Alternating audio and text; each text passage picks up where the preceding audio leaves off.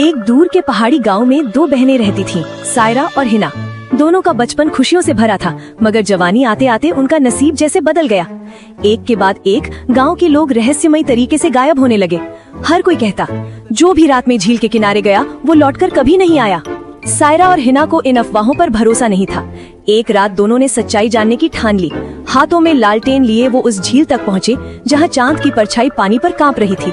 चारों तरफ सन्नाटा था, बस झील से आती एक अजीब सी फुसफुसाहट सुनाई दे रही थी। कौन है वहाँ? हिना चिल्लाई, मगर जवाब में सिर्फ पानी की छींटों की आवाज आई।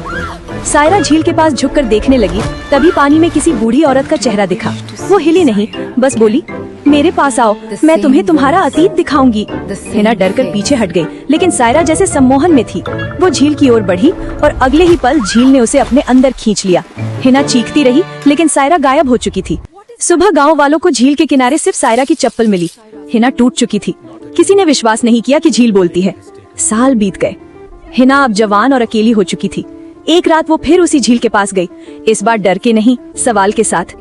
अगर तूने मेरी बहन को लिया तो अब मुझे जवाब देना होगा। हवा तेज चलने लगी। झील के बीच से वही बूढ़ी औरत फिर उभरी। क्या तू जानना चाहती है सायरा कहाँ है? हिना ने कांपती आवाज में कहा। हाँ। झील से फुसफुसाहट आई। सायरा अब तुम्हारे भीतर है। अगले ही पल झील का पानी शांत हो गया। हिना पीछे हटी, मगर उसके चेहरे पर सायरा का चेहरा झलकने लगा। उसकी आंखें अब वही थीं, वही गहरी, वही नमी से भरी आंखें। हिना बेहोश होकर गिर पड़ी। जब वो जागी, उसने खुद को झील के किनारे नहीं बल्कि झोपड़ी के अंदर पाया। सामने वही बूढ़ी औरत बैठी थी। वो मुस्कुराई और बोली, मैं तुम्हारी माँ हूँ, जिसे तुम्हारे पिता ने इस झील में डुबो दिया था। ये झील मेरी आत्मा है और जो भी इसमें झांकता है, उसका चेहरा, उसकी रूह हमेशा के लिए इस झील का हिस्सा बन जाती है। हिना चीख पड़ी, तो मेरी बहन? बूढ़ी औरत बोली, वो तुम्हारे भीतर है। अब तुम दोनों एक हो गई हो। अगली सुबह गांव वालों ने झील के पास एक नई औरत को देखा। उसकी आंखें सायरा जैसी, मगर चाल ढाल हिना जैसी थी। जब किसी ने उसका नाम पूछा तो वो बस मुस्कुराई और बोली, मेरा नाम वही है जो झील पुकारे।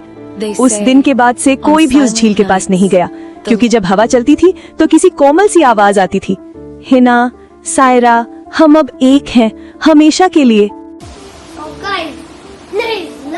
Subscribe, share my video and support me. Thank you.